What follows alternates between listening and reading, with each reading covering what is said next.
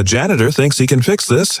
Victoria Sterling's voice carried like venom, slicing through the boardroom as she gestured toward the silent engine on the table.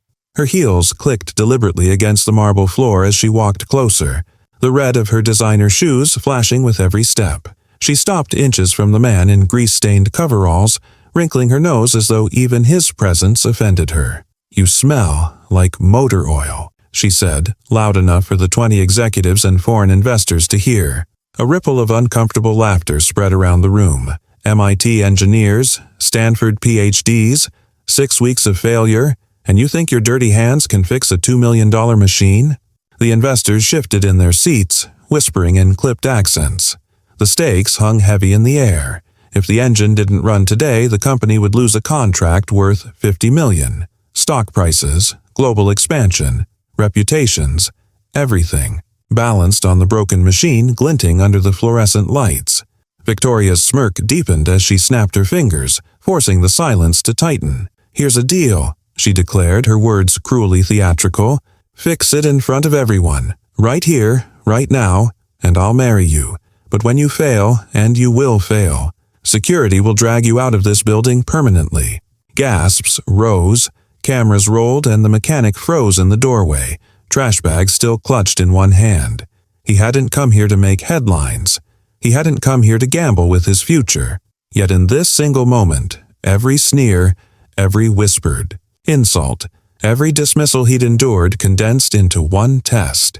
2 guards moved closer, setting the stage for humiliation. Victoria tapped her diamond bracelet against the table, smiling like she'd already won. 2 hours, she added coldly.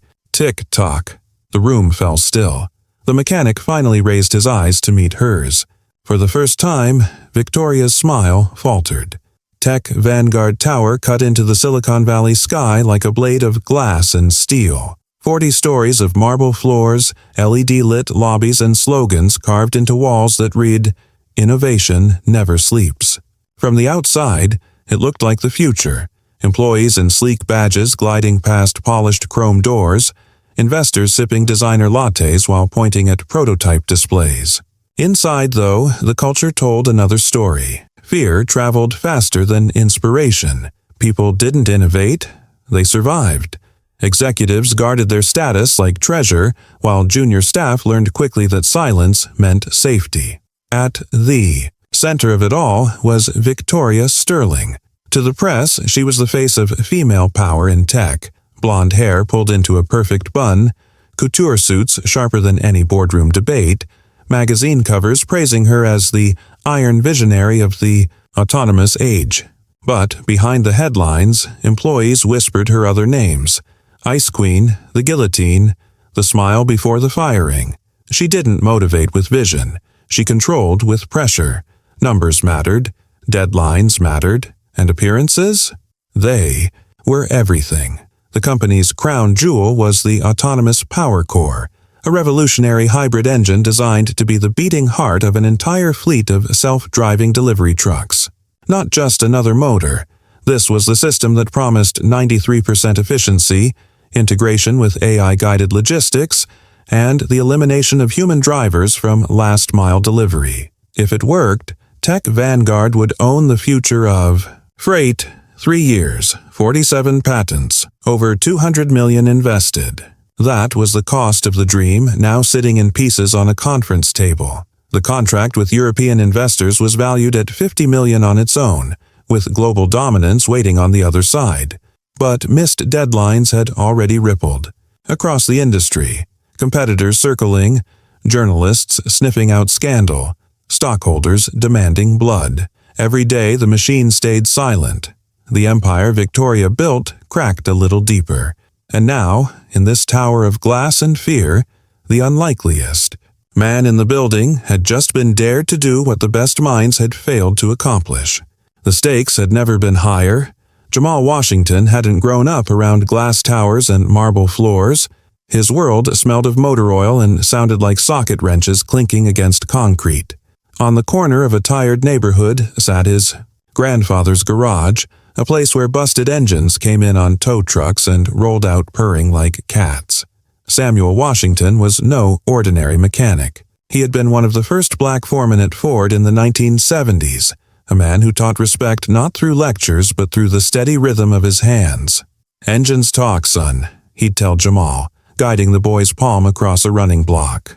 "If you listen, really listen, they'll tell you exactly what they need." While other kids played ball or video games, Jamal spent summers in that shop, learning how to hear the heartbeat of a machine. By 16, he could strip an engine down blindfolded and rebuild it faster than most certified mechanics. Teachers at community college called him gifted. He earned top marks in mechanical engineering courses, but life didn't wait for degrees. When his mother's illness struck, tuition money became hospital money. Trade school was enough to keep him working, but university dreams had to be folded and tucked away. The bills didn't care about talent. To keep his family afloat, Jamal took the jobs that came: maintenance contracts, factory repairs, janitorial roles that promised steady paychecks. Tech Vanguard called him a technical consultant on paper, but the truth was obvious. He emptied trash cans, mopped floors, and kept out of sight while executives pretended his badge meant diversity. Still, Jamal carried his grandfather's ethic like armor. Do the job right, whether or not anyone's watching. Machines deserved respect, even if people didn't give it to you. Patience, listening, humility. That was the code Samuel had passed down. So Jamal pushed his cart through the gleaming hallways, unseen but never blind, hearing the subtle whine of motors and elevators, the sigh of HVAC systems, the whispers of machines most people ignored. That was why, when the prototype engine sat groaning in the boardroom for weeks, Jamal already knew something was off. It wasn't just broken. It was crying for someone who could hear it. The boardroom had become a war zone, disguised as a workplace. For 6 straight weeks, the engineering team had lived on caffeine and takeout, their eyes red from staring at error codes that never changed. They swapped chips, rewrote firmware, even tore out whole wiring harnesses. But the result was always the same. The engine roared to life, held strong for exactly 14 minutes and 37 seconds, then collapsed into silence with the same mocking error message. Nobody understood why. By the time the German investors arrived, exhaustion had curdled into quiet despair. Their schedule was carved in stone: a flawless demo today, contracts signed tomorrow. If the machine didn't work, penalties loomed. $50 million lost in a single handshake withheld. Victoria Sterling paced the conference room like a general in heels. Her tone swung between brittle optimism and knife-sharp blame. One moment, she promised the investors that her team had everything under control. The next, she hissed at her engineers for being dead weight. PR managers huddled in a corner, drafting celebratory press releases as if words alone could conjure success. Champagne sat chilling on ice outside the door, waiting to be poured over victory or humiliation. Jamal kept to the edges of the chaos, pushing his cart in silence, collecting empty coffee cups and tossed paper towels, invisible, as always. Yet his ears picked up what the engineer's data couldn't: a subtle whine, a stutter in the engine's hum, a rhythm out of sync with itself. No one else seemed to notice. They stared at screens while he caught the whisper of something mechanical, begging to be heard. He said nothing. Not yet. But deep down, he knew the machine wasn't lying. It was just waiting for the right person to listen. The tension in the room snapped when Victoria turned the humiliation into spectacle. "Since our mechanic thinks he knows better," she announced, her voice slicing through the murmurs, "let's make this interesting. 2 hours. Fix the engine that stumped Harvard and MIT, and I'll promote you to senior engineer. Fail, and you'll never work in this industry again. Security will make sure of it." Gasps rippled through the crowd. Phones came out. Live streams spun up. Within minutes, the company's official channels were broadcasting the showdown to investors, employees, and thousands of curious onlookers online. Hashtags began to trend before the challenge even started. Dr. Elena Rodriguez, a board advisor and former Tesla engineer whose reputation could silence any room, stood abruptly. "If this is to happen, I'll serve as a neutral witness," she said firmly. "Every step will be observed, every measurement logged. No excuses, no games. Her presence shifted the atmosphere. What Victoria had meant as mockery now carried the weight of an official test. Victoria waved a manicured hand. Fine, let the circus have a ringmaster. She pointed to the engine gleaming coldly on the table. He can use the tools in this room, nothing more. No outside help, no hidden tricks. Everything is visible. Everything timed. A security guard tapped his watch. 2 hours starts when you touch it. The room buzzed with nervous laughter and whispered bets. Executives leaned forward as if smelling blood. Investors whispered in clipped German, their eyes locked on Jamal. He didn't look at them. He stepped closer to the machine, placed a hand gently on its frame, and closed his eyes for a moment. Then he spoke, his voice calm but steady. "I'm not doing this for a title or for money," he said, opening his eyes to meet the room's disbelief. "I'm doing it because I can hear what it's saying." The stopwatch clicked. The challenge had begun. Jamal drew in a slow breath, letting the noise of the room fade into background static. He whispered his grandfather's mantra under his breath, words he'd carried for years. Respect the machine. Listen first, act second. His pulse steadied. The eyes of executives, engineers, investors. None of that mattered now. It was just him and the engine. He motioned for the safety team. "Lock out and tag out," he said firmly. A few engineers smirked, but he didn't waver. The circuit breakers were cut, panels tagged, and a thermal sweep confirmed no lingering. Heat that could mask real data. Fire suppression canisters were rolled closer. "If I'm doing this," he added, "we're doing it right." From his worn leather roll, he pulled tools that looked unimpressive next to the room's high-tech diagnostic rigs. A mechanic's stethoscope, an infrared thermometer, a handheld vibrometer, digital calipers, and a set of feeler gauges. Simple instruments, the kind you'd find in a neighborhood garage, but in practiced hands, they were as sharp as a surgeon's scalpel. He laid them out one by one, careful and deliberate, then looked up. "This isn't guesswork," he said into the silence. "I'll follow a sequence: inspection, baseline run, then isolation of variables. Each step will show you what the engine's been trying to tell you." Executives shifted, unimpressed. A few of the engineers snorted quietly as though waiting for the punchline. But Dr. Rodriguez leaned in, pen poised over her notebook, eyes sharp with interest. Jamal placed his palm on the cold metal once more. The stopwatch ticked steadily in the background, each second a reminder of what was at stake. "First, I'll listen," he said calmly. "Then I'll let it speak." With that, he reached for the first tool. The plan was set. The test was about to begin. Jamal began the way any seasoned mechanic would, with his hands. Not the data streams, not the glowing monitors, just steel and touch. He moved slowly around the engine, pressing against its mounts, checking the couplings with a firm twist, running his fingers along the belts to feel for uneven tension. Each motion was methodical, practiced, as if he were examining a living body rather than a piece of machinery. The room was so silent that the click of his calipers measuring a bolt head echoed across the glass walls. He crouched lower, tracing the sensor housings, tapping each with a knuckle to test how firmly they sat in their sockets. A slight rattle at one mount made him pause. He didn't comment, just logged it in his mind. Wires stretched in clean looms across the surface, but he traced them anyway, his fingertips brushing along insulation like a reader of Braille, listening not with ears, but through touch. Once satisfied, he straightened and gestured for the ignition.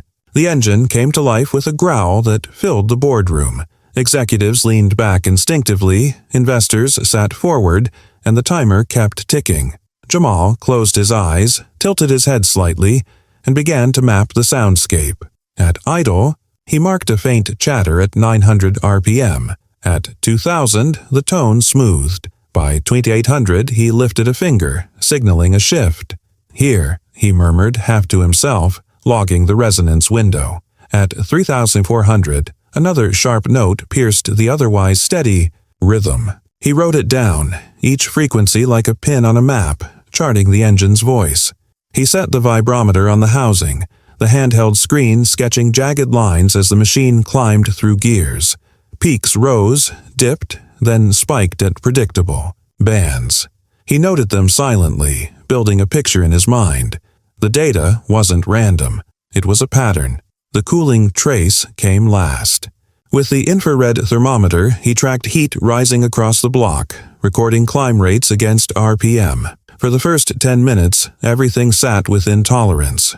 But at the 12th minute mark, he caught what the engineers had missed. Temperature, ramping just slightly faster than the charts predicted. By the 14th, the rise was exponential. He tapped the thermometer screen with one finger, eyebrows lifting. "There it is," he whispered. "The same death mark the machine always hits." But unlike the others, Jamal wasn't staring at numbers. He was listening to the story they told, one step away from understanding why the machine had been crying for weeks. Jamal set the vibrometer aside and pointed to the graph it had drawn across the handheld screen. Sharp peaks like mountains rising, exactly where his ear had already marked them. "Here's the first route," he said evenly, his voice steady in the heavy silence. "The hardware is in perfect shape. Every mount, every belt, every bearing, mechanically they're singing in tune, but the control loop is trying to force them into the wrong rhythm." Executives frowned. To most, it sounded like nonsense. He lifted his hand and drew a simple comparison. Think of an orchestra. The violins are tuned to A440, every instrument aligned. But imagine the conductor insists they all play at A435 instead. The players are fine. The instruments are perfect. But no matter how skilled they are, the music will sound strained because the leadership is fighting for harmony. Dr. Rodriguez leaned forward, eyes sharp, following him. Jamal tapped the resonance spike on the vibrometer's output. "See this? That sharp climb at 3,400 RPM. That's the engine straining against the control signal. It holds together for 14 minutes, but eventually the mismatch grows too violent. That's why it shuts itself down at the exact same mark every time." The room shifted uneasily. Engineers had drowned themselves in software patches, convinced the ghost was in the code. Jamal shook his head. "This isn't about logic errors or corrupted lines of programming. The system's brain is doing its job. It's the rhythm, the harmonic relationship between mechanical parts and control loop. That's broken." He straightened, letting the words hang. "The engine isn't failing because it's weak.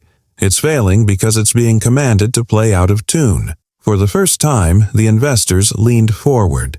The explanation wasn't jargon, it was music, and everyone in the room understood the discord he was describing.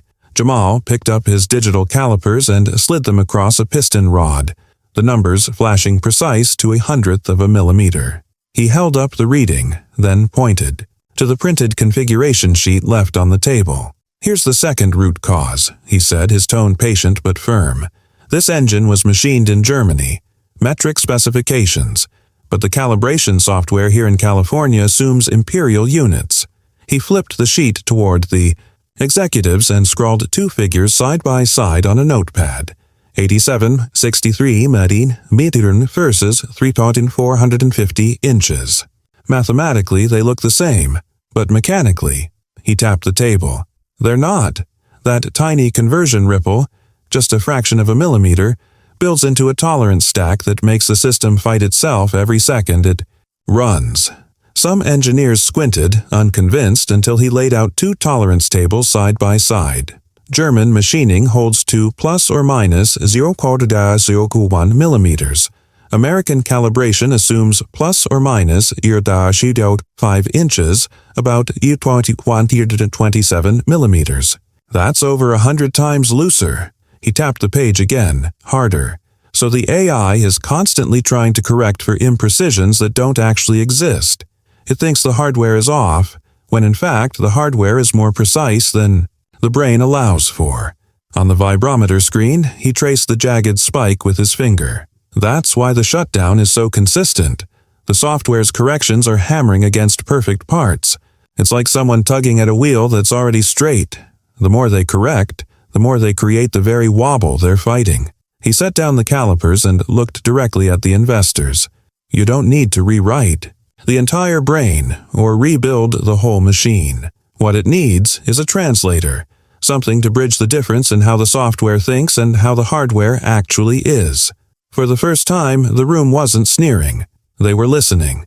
Jamal reached for a plain metal disc, no larger than a hockey puck, its face marked with carefully drilled slots and weight-balanced holes.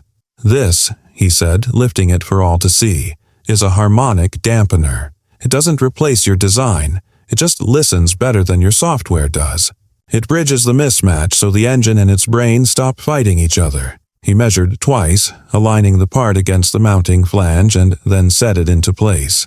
Each bolt was tightened by hand first, then torqued with a calibrated wrench. The ratcheting clicks echoing in the boardroom. The thread locker sealed the fasteners.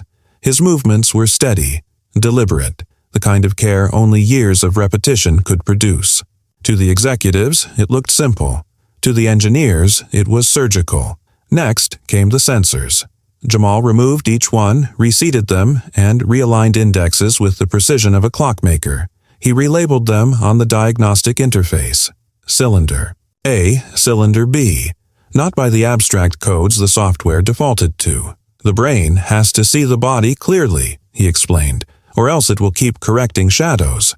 With the mechanical buffer in place, he turned to calibration. The console blinked as he keyed in new values, setting the target harmonic frequency at 3,400 RPM, the engine's true natural rhythm, rather than the software's assumed band. He saved the new profile under a clear label, locking the original file for safekeeping. "Never erase the past," he murmured.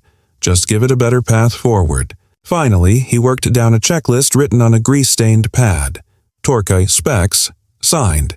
Dampener fit, confirmed. Sensor reindexing, complete. Calibration, saved. Safety guard, secured back in place. He handed the sheet to Dr. Rodriguez, who initiated each line without a word, her fountain pen scratching like a judge's gavel. Jamal stepped back, wiping his hands on the rag he still carried from his janitor's cart. "The translator's in," he said simply. "Now it's ready to speak for itself." The room stilled. The stopwatch ticked on. All that was left was to turn the key. The key turned, and the boardroom went silent. For a heartbeat, the engine hesitated, then roared to life. Its voice was deeper now, smoother, like a song finally sung in key. Jamal stood with one hand resting lightly on the housing, eyes closed, feeling the vibration settle into rhythm. The first diagnostic screens lit green across the console. Oil pressure, steady. Voltage, stable. Vibration, low. 1 minute ticked by. 2, 3. The crowd leaned forward, holding their breath as though afraid a sound might jinx it. The investors whispered in German, their usual stoicism replaced with visible curiosity. At 10 minutes, everything remained locked in the safe zone, temperature holding at 187 degrees. Vibration charts flatter than the team had ever seen. The stopwatch crept toward the doom mark. 14 minutes. 37 seconds. The room braced for the cough, the stutter, the death spiral they had witnessed dozens of times before. But nothing happened. The machine purred on, smooth as glass. The cooling trace perfectly leveled. Jamal glanced at the IR thermometer and tapped the screen. "She's holding steady." Murmurs broke out. Engineers huddled closer to the monitors, whispering numbers like prayers. Efficiency had ticked upward, 97.3%, a full 3 points higher than the original theoretical max. Fuel and electric draw at level, no spikes, no sudden drops. The vibrometer line that had once looked like jagged mountains now traced a calm horizon. Victoria's confident smirk had drained, her face pale as she stared at the data she could no longer deny. Meanwhile, Dr. Rodriguez scribbled furiously, her pen racing to keep up with the readings. "Perfect harmony," she muttered half to herself. Then Jamal nodded toward the windows. "It's not enough to run on paper," he said. "Let's see her move." Down in the courtyard, Tech Vanguard's prototype delivery truck waited like a dormant beast. The engine was linked to its systems in minutes. Dashboard lights flickered awake.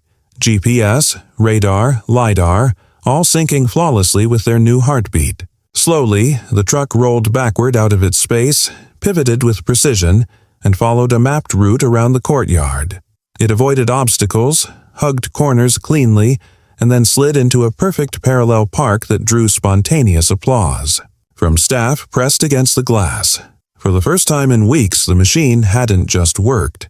It had thrived. Investors leaned toward each other, their voices low but urgent. One word carried across in English: "Done deal." The staff, tired, worn, beaten down by weeks of failure, clapped openly now, the sound echoing off glass walls. Even Marcus, the MIT-trained lead who had doubted Jamal from the first second, nodded slowly, respect in his eyes. The engine idled proudly below, as if aware of the redemption it had delivered. Jamal didn't smile, didn't gloat. He simply stood, rag still in hand, and let the machine's voice speak louder than any words ever could. The applause hadn't even died down when Klaus Miller rose from his seat, his watch glinting under the boardroom lights.